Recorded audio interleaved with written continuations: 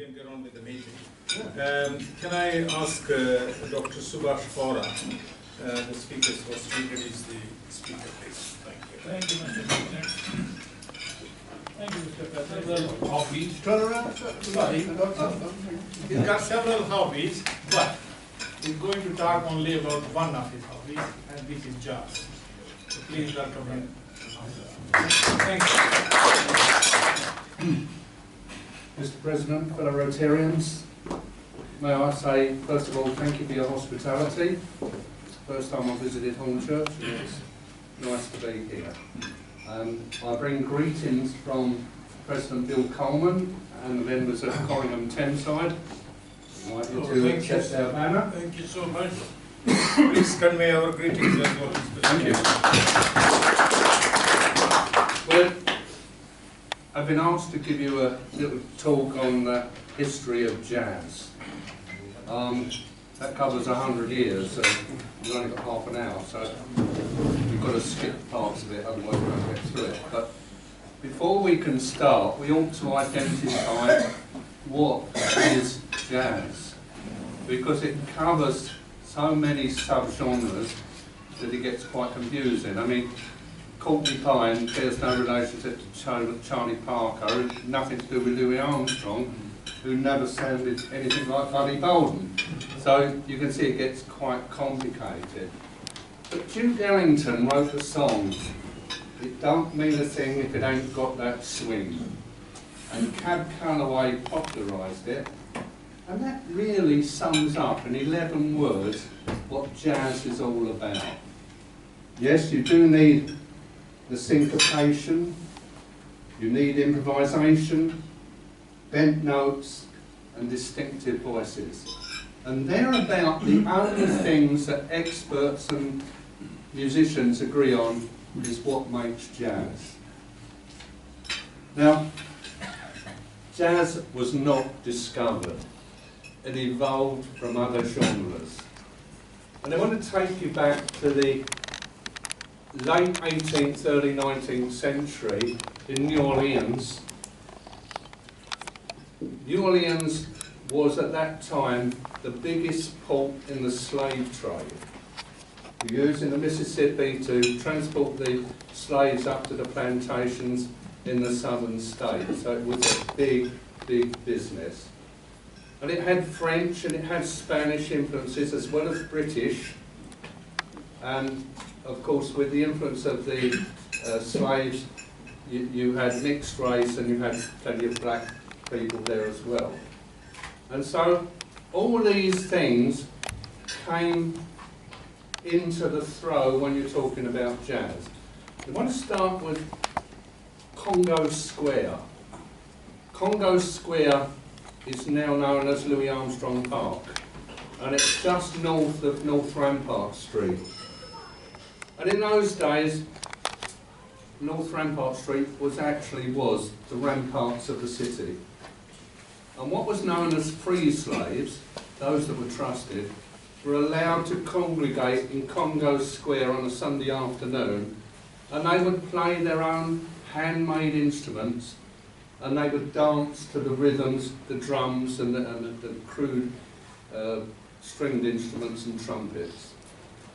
And it's been proved that those rhythms originated from West Africa, particularly Dahomey.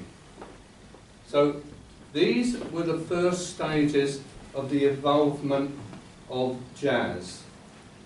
They kept them outside the ramparts because the people in the city were scared of an uprising.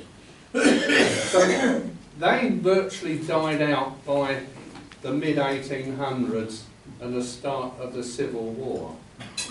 And the Civil War produced lots of cheap instruments, drums and bugles and the like, which the poorer community were able to get their hands on. The slave owners forced their slaves to go to Christian churches. And they soon learnt the hymns that we all know, and they put them to their own rhythms. There was the influence of the blues. There was the influence of church music. classical music. And as we get to the end of the 19th century, Scott Joplin and ragtime. And ragtime was then the new music. And believe it or not, Igor Stravinsky was convinced it was the new classical music. So, in the early days of jazz, it was very difficult to tell the difference between ragtime and jazz. That wasn't jazz as we hear today. And the first king of jazz was a guy called Buddy Bolden. Unfortunately, there are no known recordings of Buddy Bolden, so we can only imagine the sound that he made from eyewitness statements of people who are now long past. And Buddy Bolden wasn't a particularly nice bloke. He was reported to have been a barber, and he always paraded round the town with a string of beautiful young ladies on his arms, and when he got fed up with one, he'd pass them on to his mates. He was a cornet player, and he was extremely loud. And it was said that you could hear Buddy Bolden play a mile away. So when his opposition, like John Robichaud, would play a much mellower type of music, Buddy Bolden would start playing a few blocks away, and he would draw Robichaud's audience away to him. Now, Buddy Bolden was raucous, rhythmic, swingy type music, and he probably formed the first, what we could reasonably call jazz band, around 1898. And it was formed with the drums, a bass, a valve trombone, clarinet, guitar, and of course Buddy Bolden on cornet. And they'd play in the dance halls, and they would entice lots of these young black people to get up and dance. He also used to have a regular gig in Lincoln Park on a Sunday afternoon, and he'd play from about 4 o'clock in the afternoon to the early hours of the morning. So the first sort of 2 or 3 hours was quite reasonably pleasant music. But once the riff-raff used to come out of the red light area of New Orleans, things started to get a bit raucous, and there was lots of things that we won't talk about happening on the grass in front of the bandstand. But he initiated jazz as we began to know it. Unfortunately, he started to get mental problems, and he did what some of us would like to do, as hit his mother-in-law over the head with a pitcher, and he got put in an asylum in Jackson, Mississippi in 1907, and he stayed there till he died in 1935. But it's interesting, he was given a pauper's grave in the graveyard in New Orleans, and much later on the Jazz Society agreed to finance a memorial to Buddy Bolden. And although they couldn't place where his grave was, because it was an unmarked grave, they've erected this memorial to him in the graveyard, and the epitaph says, "The blowingest man since Gabriel," the words of Jelly Roll Morton. So jazz as we knew it didn't really appear until the 1920s. And probably the biggest influence was a young man who was, according to most books, would say he was born on the 4th of July 1900.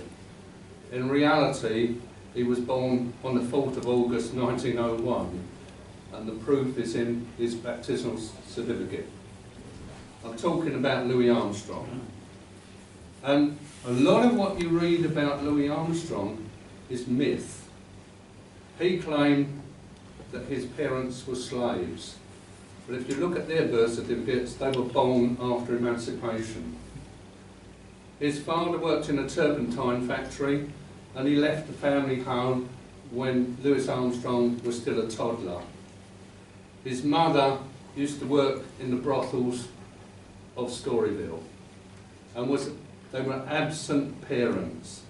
Louis Armstrong was brought up mainly by his grandmother, and it wasn't until he was 7 that he moved to Perdido Street to be with his mother. By the time he was 12, he was arrested on New Year's Eve, firing his stepfather's pistol in the air to make some extra noise in all the celebrations. Was arrested, taken in front of the authorities, and he was sentenced to go to the coloured waifs' home for boys, where it was military discipline and music took a very important part. Must have been very difficult. A 12-year-old to be taken away from his home, didn't know when he was going to go back again. But he soon realised by towing the line he could get on. And one day Mr. Davis, the teacher, said to him, "Louis Armstrong, would you like to join my band?" And Louis Armstrong, obviously full of glee, until he got to the band and found he got the triangle. But he progressed, he stuck to it, and eventually he went from the bugle to the cornet. He even played the drums. He was there for about 18 months and he was discharged into the care of his father. But he yearned for Perdido Street. So he left his father and went back to his mother and his stepfather, Gabe. And it didn't take him long to be out with his mates again in Perdido Street. Perdido Street was right on the fringe of the red light area where all the honky-tonks were. And he'd follow the music and he'd peer through the windows because he wasn't old enough to go in. And he'd watch people like Bunk Johnson playing and enjoying the music. When he was about 14, he and his mates were outside Matranga's honky-tonk, waiting for the band, and eventually the guitarist and the pianist turned up, only to tell Matranga that the cornet player wasn't coming, he was ill, which didn't go down too well. And one of Lewis's mates said, "Well, why not get Satchmo?" But the only problem was he didn't have a cornet. So Matranga promised him a cornet if he turned up every night for 3 months. He could have the cornet. But he was blowing from 7 o'clock in the evening till 3 or 4 o'clock in the morning. 12, 14 years of age. But he did well. He even got down to singing. And one Saturday night, a visitor to Matranga's was Joe King Oliver. He'd heard about Louis Armstrong and he wanted to hear him for himself. And eventually he introduced himself to Louis, and it was the start of a friendship that went on for a long, long while. In 1917 you had the flu outbreak, and also that the Secretary for the Navy closed down the red light area and most of the honky-tonks. So about 200 musicians were out of work. And the only work Louis Armstrong got during this period was playing in funeral processions. But because of the flu epidemic, business was good. And after some while, he got an invitation to form a band at a place called the Brick House in Gretna across the river. And this he described as the roughest joint he ever played in. It was a bar for levee workers. Bottles would be thrown over the bandstand, there was regular stabbings and shootings and all the rest of it, and they just kept playing through this. And it is here where Louis Armstrong met his first wife. She worked at a brick house as a prostitute. And they got married, and it was a stormy relationship. And on one occasion she stabbed him in the shoulder, and when his mother found out, she nearly throttled her. But strangely enough, they adopted a little boy who was the son of Louis' cousin. And this little boy had serious deformities due to a fall when he hit his head as a youngster. And for the rest of his life, Louis Armstrong looked after that young lad. We have to commend him for that. To get out of the unhappy marriage, he turned and joined Kate Marable's floating conservatoire. On the riverboats of the Mississippi, the Fate Marable used to take on board all the musicians, and most of those names that you've heard, Johnny Dodds, Baby Dodds, Kid Ory, they've all played for Fate Marable. They spent about a year there, and when he came back, he joined Kid Ory's band, and he took the place of Joe Oliver in that band. And in 1922, he got a telegram from Joe Oliver, who'd moved to Chicago, saying, "I've got a job for you, jump on the next train and come to Chicago." So he did, and there started his first real steps toward fame and the evolution of jazz. King Oliver played in a dance hall in Chicago. They didn't just play jazz. There was a floor show with dancers and all the rest of it. But when they did get into the jazz set, Louis Armstrong was second cornet. The difference was Louis Armstrong was a better cornetist than Joe Oliver. But Joe Oliver held him back because he didn't want to lose his position. Interestingly, at this time, a lot of the white boys would come into the hall and they'd write down the music on their cuffs straight from what King Oliver, because he was the only one at the time playing proper jazz. Eventually, the Oliver band broke up. They were going to go on tour, and Johnny Dodds and Baby Dodds and Honor Dutry didn't want to go. Honor Dutry decided that his asthma wouldn't cope with it. Baby Dodds and Johnny Dodds decided that it was musically wasn't for them. But nevertheless, Louis Armstrong went. And the main problem was that King Oliver was withholding money from the record companies that should have been shared amongst the band.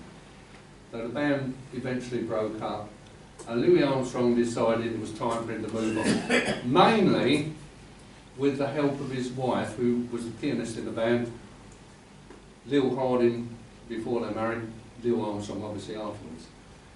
And Louis Armstrong went to New York and he joined Fletcher Henderson's band. Now, Fletcher Henderson was middle class, classically trained musician, and his bands had orchestrations. Louis Armstrong wasn't used to that. It was the freedom of playing how he felt and around the New Orleans culture. He had a hard time with Fletcher Henderson, who didn't think much of his singing, and in fact Fletcher Henderson preferred Joe Smith to Louis Armstrong as the cornetist, which is interesting because one of the most famous records ever of St. Louis Blues by Bessie Smith had Louis Armstrong on the trumpet behind her. But Bessie Smith didn't want Louis Armstrong either. She wanted Joe Smith, but he was out of town. So it wasn't universally accepted that Louis Armstrong was the best. He plotted his copybook with various arguments with Fletcher Henderson, and he came back to Chicago after a year. Lil Armstrong managed to get him a job at the theatre she was playing. And she managed to get the theatre management to put up a billboard saying, "Louis Armstrong, the greatest cornet player in the world." And he got paid handsomely. I mean, $75 a week in the 1920s was a lot of money. It was here that he got other jobs. He would spend time at the Vendome Theatre. In those days with silent films, they had an orchestra, and Louis would play in the orchestra with Erskine Tate. It was here that he met his third wife, who used to turn up and watch him play and flirt, because Louis Armstrong admitted that he couldn't flirt much if Lil was in the audience.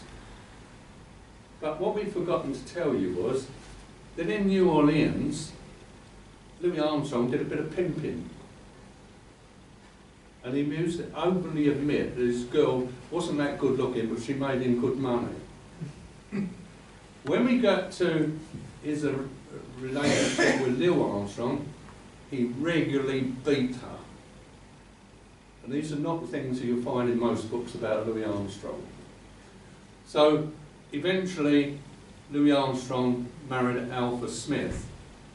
In the meantime, he got a job with the Savoy Theatre Band, and this is where he first made contact with that lovely gentleman called Al Capone, who owned it, and he had his chap, Bill Glazer, run the joint for him. And the musicians liked it because the hoodlums used to give them big tips, and so that they were looked after. But it was his first association with the mob. And later on that would come back to bite him. But this was when he was beginning to get to his peak.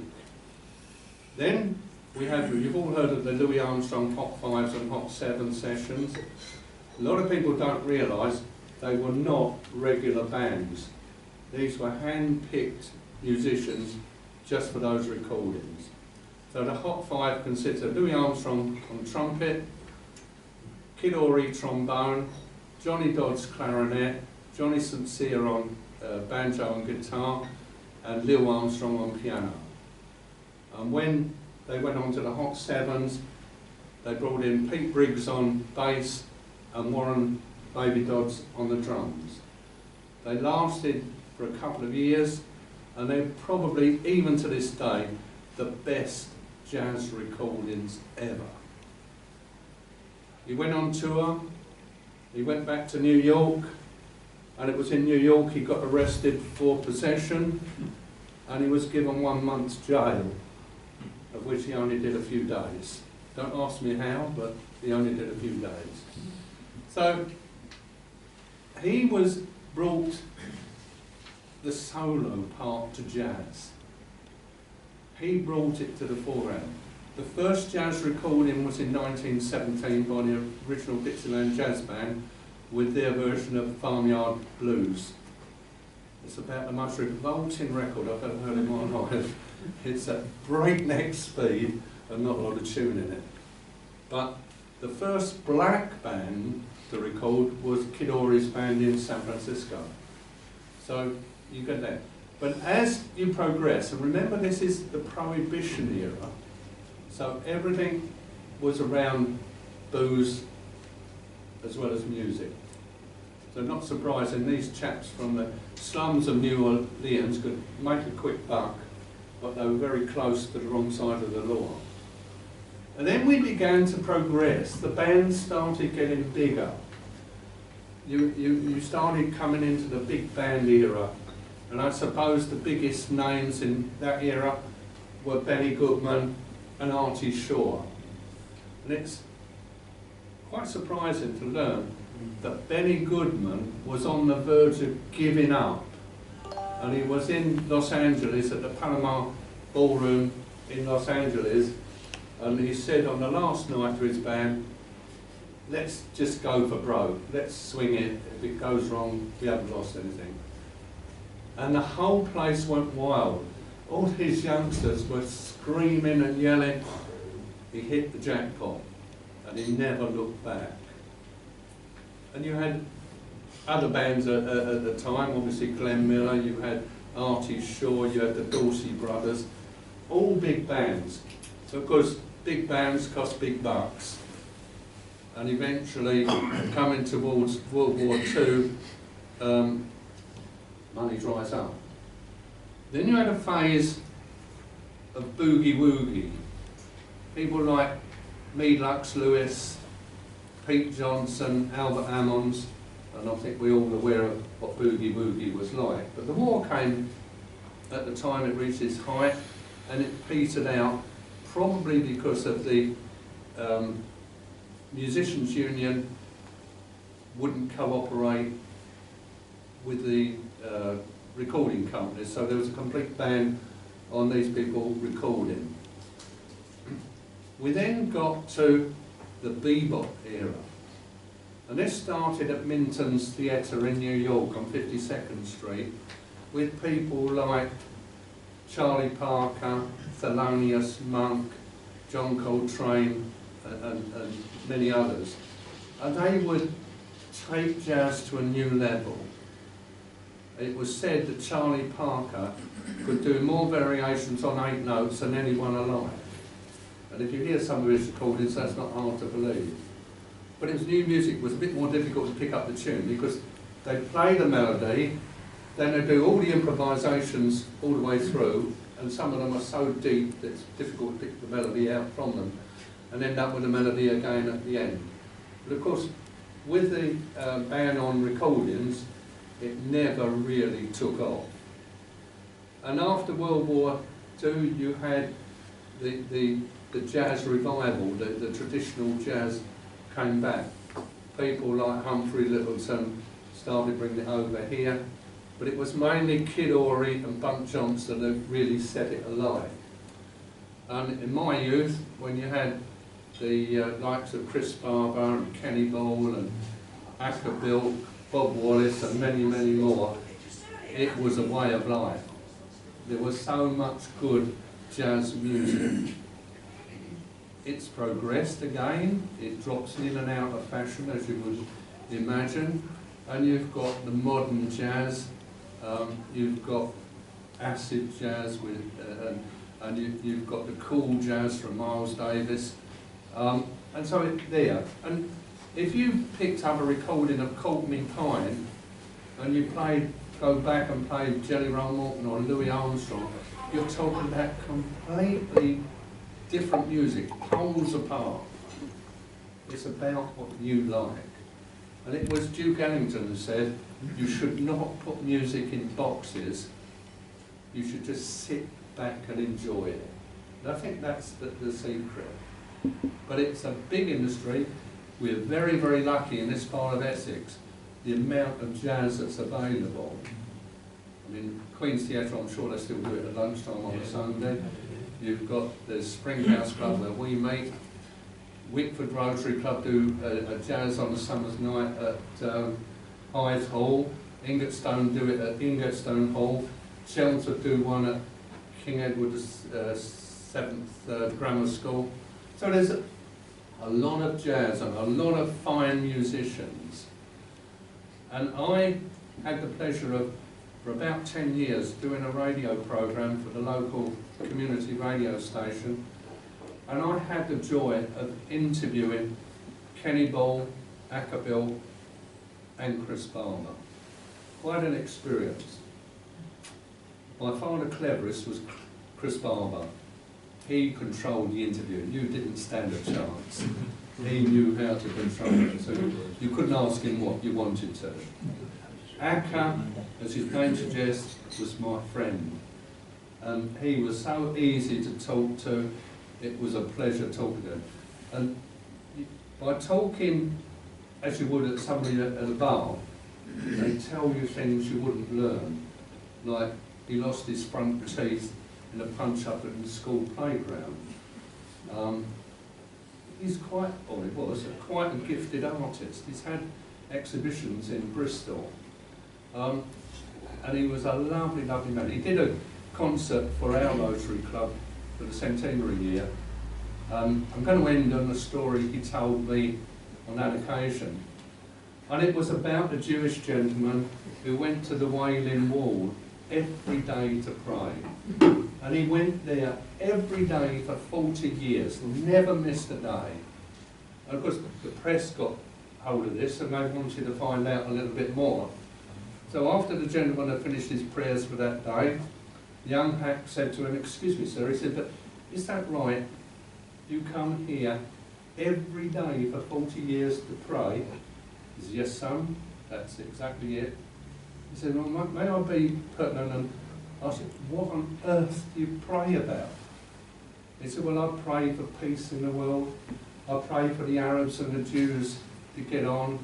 He said, I pray for the world to be a better place."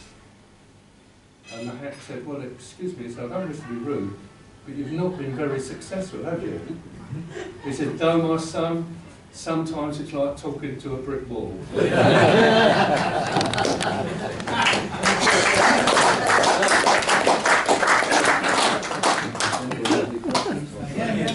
Anybody else? Yes. What instruments do you play? After a style. I can just about get tuned out the clarinet. Yeah. I can play the drums, tubular bells, and the bagpipe. Bagpipe. But no, I'm more a historian than a player. I see. Anyone else?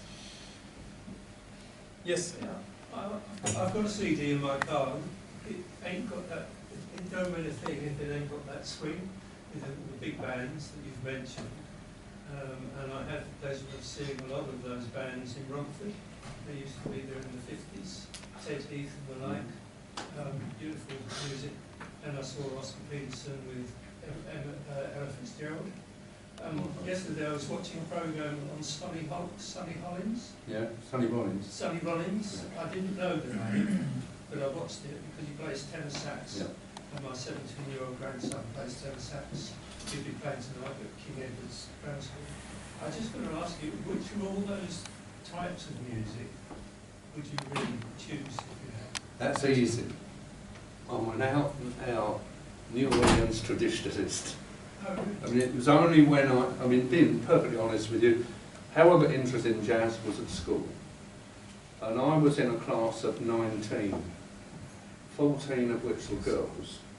Wow. So music was a little bit difficult to control with 5 boys and 14 girls. So we had to have music as a separate lesson for boys. And the only way the teacher could get control was to bribe us. So if we toed the line, the last 10 minutes or so he would teach us about jazz, and I got hooked. Chris Barber was around when I was at school and had the first jazz record, Chris Barber. So I am really involved in the traditional jazz. However, when I started doing my radio programme, I soon became aware that you need to broaden your horizon to get a bigger audience. And it was only when I had to play it, and I had to listen to it, I started appreciating some of the finer points of bebop and the more modern jazz. And some of it I quite like, but if I had a choice, I'd still go back to the traditional New Orleans style. Okay. What are thanks? Sorry. Can I just say one last question? Have you been to New Orleans? I've been twice. The Reservation Hall? I went with the Ken Collier Trust, and been to Preservation Hall, which is when I first heard Dr. Michael White, Greg Stafford and Leroy Jones, who are my heroes now.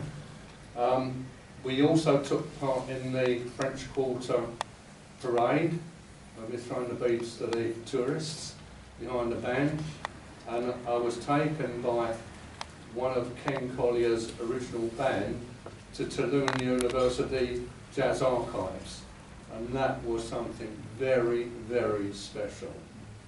Really was. I recommend it if you can get in there. It's worth seeing. Thank you. Word of thanks by our Secretary, Brian. Thank you, Mr. President. Interesting, very interesting, I must say. As a club, we have a little bit of connection with jazz because, in fact, at your home, I think Kenny Ball was one of the neighbours to our good doctor over there, and we had the pleasure of meeting him on a couple of occasions. You'll be interested to know, when we do our Christmas collection, mainly around the road, but we have a record, Kenny Ball's Christmas record, which we play continuously. Unfortunately, we go down the road, but it is a wonderful record. It's earned us as a club an awful lot of money. And people always let me laugh because they say, well, you must pay royalties on this. And no, because Kenny gave it to that record structure, did he not? And said, your Rotary Club can use it as much as they want. So when everybody asks us that, we said, we go. So we have a collection. Unfortunately, Jim Haynes, who is one of our members, is in Spain at the moment, is a very keen jazz man indeed.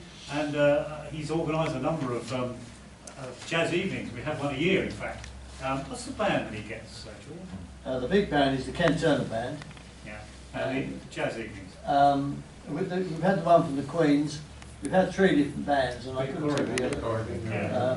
Yeah, So we have a sort of great interest in jazz in the club, and I personally was a traditional jazz person when I was young. When I grew up, traditional jazz were all those great bands that used to play at the on. So it's very interesting. Thank you, David. I'm sure everybody here will join me in thanking you for a very interesting talk.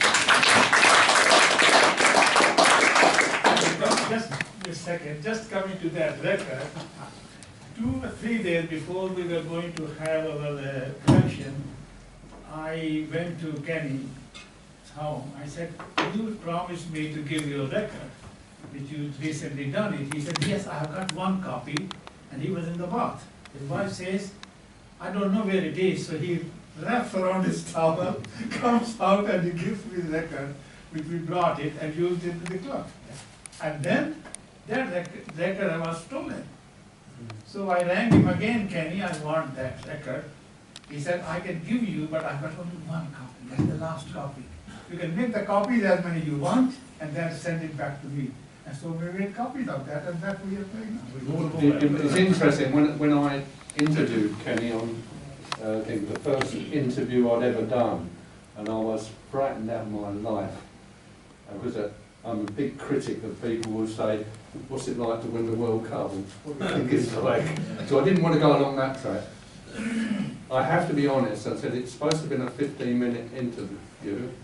It went on for over an hour because the producer kept telling me to keep it going.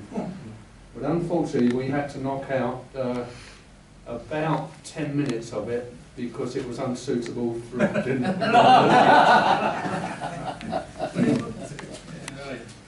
Okay, let me remind fellows the apologies book menu and the website, as I told earlier.